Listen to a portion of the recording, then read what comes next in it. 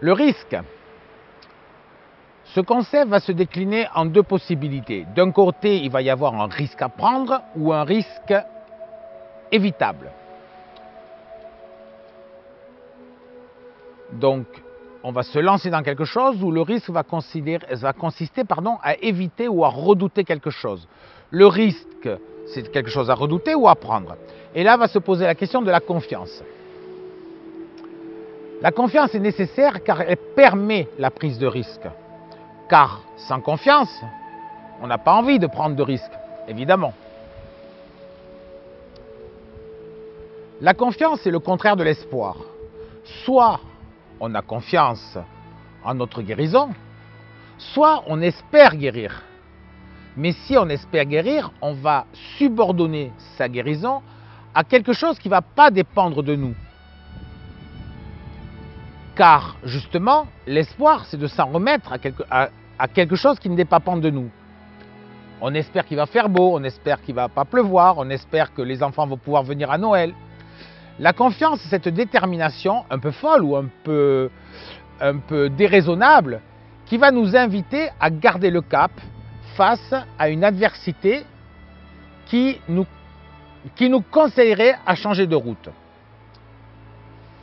Tout ça pour vous dire qu'il en est de la confiance que de la confiance en soi. Je pense que la confiance, me semble-t-il, doit être vue indépendamment de sa cause. Je m'explique. Voulez-vous avoir confiance en vous? Soyez-le. C'est une décision, mais pas dans le sens où on décide. C'est une décision où on décide dans le sens où on est décidé à agir. Ou dans le sens où on est décidé à se lancer dans un projet, à se lancer dans un mariage. Et pourquoi pas se lancer dans la guérison. Mais la méfiance aussi doit être séparée de sa cause. Car en général, les gens vont vous dire « je suis méfiant car ceci est arrivé ».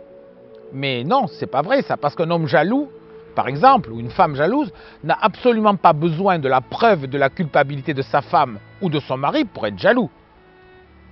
S'il est jaloux, c'est parce qu'initialement, il est guidé par la méfiance. La méfiance va être un merveilleux guide pour ne rien faire. La confiance, elle, par contre, va être un fabuleux moteur pour se lancer sur un chemin inconnu. Et évidemment, vous me voyez venir sur une autre voie de guérison. Je suis un peu là pour ça. La confiance ne dépend que d'elle-même.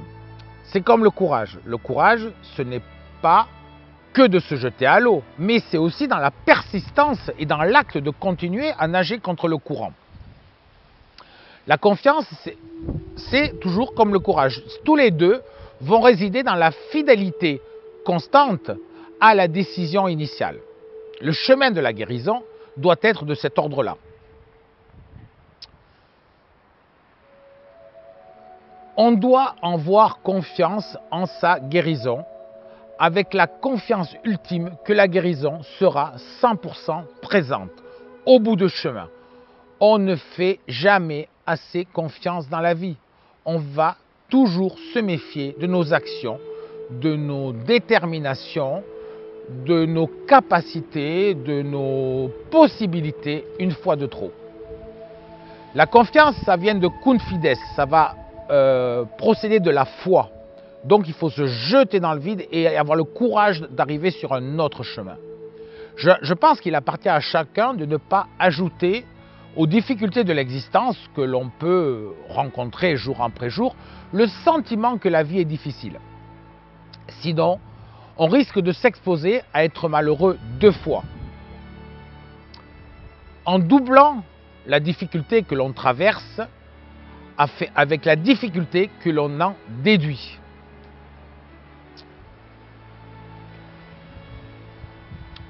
La confiance, comme je viens de vous le dire, c'est important, c'est un acte de foi. Étymologiquement, c'est cum fides.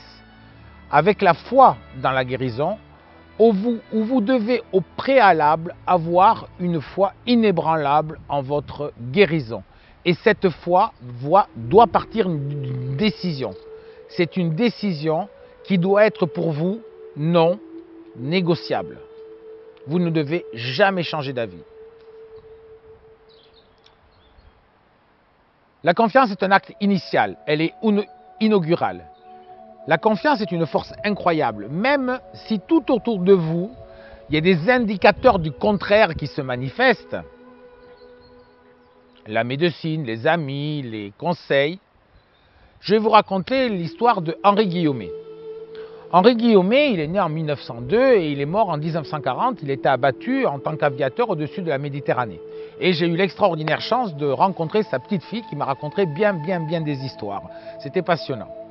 Henri Guillaumet faisait partie de l'Aréos postal avec Roland Garros et Saint-Exupéry. Ces deux mots-là ne vous sont pas étrangers. Et il transportait le courrier de la France en Italie en passant au-dessus des Alpes. Un jour, Henri Guillaumet a eu une avarie de moteur et s'est écrasé avec son avion entre l'Italie et la France en pleine montagne, en plein hiver, dans la neige. Donc, a priori, toutes les chances qu'il soit survivant étaient très faibles. Monsieur Guillaumet a marché pendant 10 jours dans la neige pour, ou 10 ou 15 jours, je ne sais plus, enfin c'était très long, ça je ne me rappelle plus exactement, et pour rejoindre sa base française. Il est arrivé dans un état catastrophique, malade, maigre, blessé, et évidemment sa femme, qu'on appelait la Guillaumette, ça je l'ai appris après, qui s'occupait de tout le monde, qui faisait la cuisine, qui était l'organisatrice de tout ce trio, Saint-Exupéry, Roland Garros et Henri Guillaumet, pleurant de joie à le voir arriver, mais quand même inquiète parce qu'il était quand même en très mauvais état. Et quand il est arrivé, il a eu juste le temps de dire une phrase avant de s'effondrer. Il a dit « Ce que j'ai fait, aucune bête au monde n'aurait pu le faire ». Et il s'est effondré, il a été soigné, il a survécu puisqu'il est mort bien des années plus tard au combat au-dessus de la Méditerranée. Mais je vous raconte cette histoire pas pour ça. En fait, je vous raconte cette histoire pour une phrase de Saint-Exupéry. Quand il a raconté cette histoire, il a dit, vous savez, c'est extraordinaire ce que M. Guillaumet a fait. Il a dit, mais moi je sais pourquoi il l'a fait. Il a réussi cet exploit parce qu'il ne savait pas que c'était impossible. Il a eu confiance.